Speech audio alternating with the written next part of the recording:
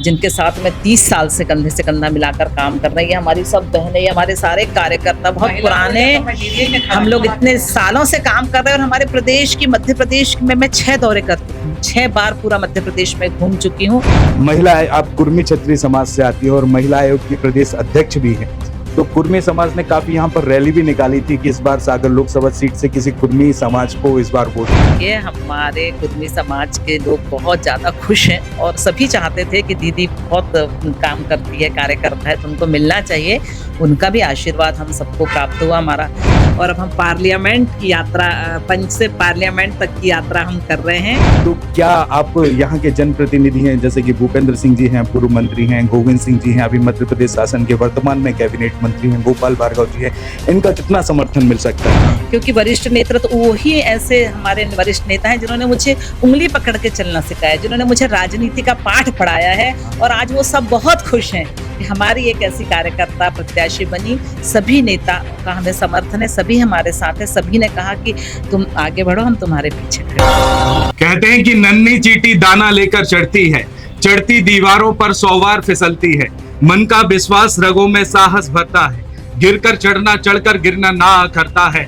आखिर उसकी मेहनत बेकार नहीं होती, क्योंकि कोशिश करने वालों की कभी हार नहीं होती। नमस्कार, मैं हूं आपके साथ में भूपेंद्र सिंह और आप रिपब्लिक सागर मीडिया के साथ में हैं। अब 2024 के लोकसभा चुनाव बेहद ही नजदीक हैं, क्योंकि 10 और 11 मार्च को लगभग आचार संहिता लग सकती है। अभी हमारे साथ में है सागर लोकसभा सीट से भारतीय जनता पार्टी की ओर से घोषित प्रत्याशी डॉक्टर लता वानखेड़े जी। मैडम, बहुत बहुत स्वागत है आपका हमारे चैनल में। Thank you. अब कल की 29 लोकसभा सीटों में से 24 प्रत्याशी भारतीय जनता पार्टी ने घोषित किए हैं। अब आपको पहली बार मौका मिला है लोकसभा चुनाव लड़ने का। अभी तक आप सरपंच लेवल तक का चुनाव लड़ी हैं, अभी कैसा महसूस कर रही हैं? अच्छा, बहुत अच्छा महसूस कर रहे हैं, क्योंकि ये भारतीय जनता पार्टी में संभव है। भारतीय जनता पार्टी में ये होता है। एक छोटे से कार्यकर्ता को भारतीय जनता पार्टी कहाँ पहुंचा देती है, ये आप सबके सामने साक्ष्य हैं। हमारे कई नेता ऐसे, हमारे देश के प्रधानमंत्री माननीय नरेंद्र मोदी जी एक बूथ के कार्यकर्ता से आज देश के प्रधानमंत्री बने। तो हमारी पार्टी में सब कुछ मुमकिन है। इसी सोच के साथ हम कंटिन्यू काम करते रहते हैं। और पंच से लेके हम पहले पंच रहे, सरपंच से भी पहले हम 95 में पंच रहे, पंच का चुनाव हमने लड़ा। और अब हम पार्लियामेंट की यात्रा, पंच से पार्लियामेंट तक की यात्रा हम कर रहे हैं। और ये भारतीय जनता पार्टी के वरिष्ठ नेतृत्व के कारण संभव हुआ है। हम सभी वरिष्ठ नेतृत्व का आपके इस चैनल के माध्यम से बहुत बहुत हार्दिक आभार व्यक्त करना चाहते हैं। उनके प्रति बहुत बहुत कृतज्ञता ज्ञापित करना चाहते हैं कि उन्होंने एक छोटे से कार्यकर्ता को यह अवसर दिया। 2019 के लोकसभा चुनाव में भारतीय जनता पार्टी ने राज बहादुर सिंह को यहाँ से प्रत्याशी बनाया था।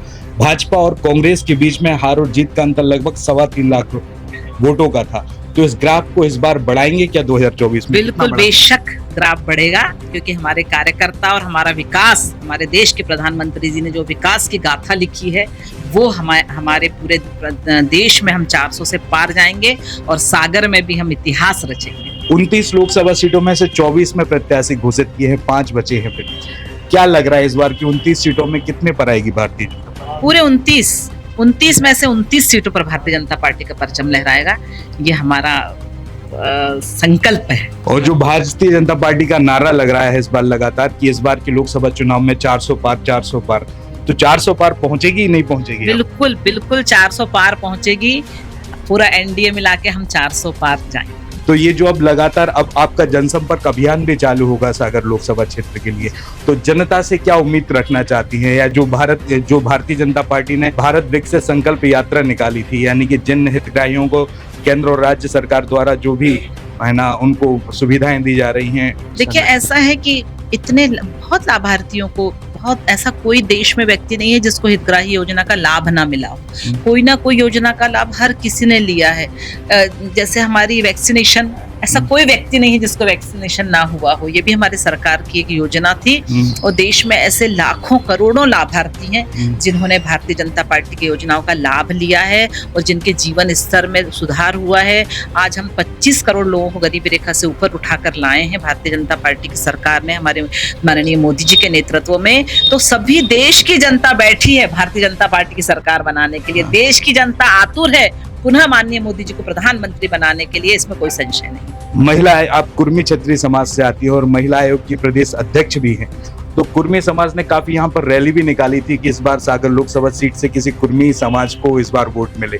तो कहीं वो भारतीय जनता पार्टी ने किसी को भी नजर रखते हुए फोकस किया हो, लेकिन मिला तो यहाँ पर है। तो सामाजिक समीकरण के हिसाब से आप क्षेत्रीय लोगों को क्या मैसेज देना चाहते हैं? देखिए, हमारे कुर्मी समाज के लोग बहुत ज्यादा खुश हैं और सभी चाहते थे कि दीदी बहुत काम करती है, कार्यकर्ता है, तो उनको मिलना चाहिए।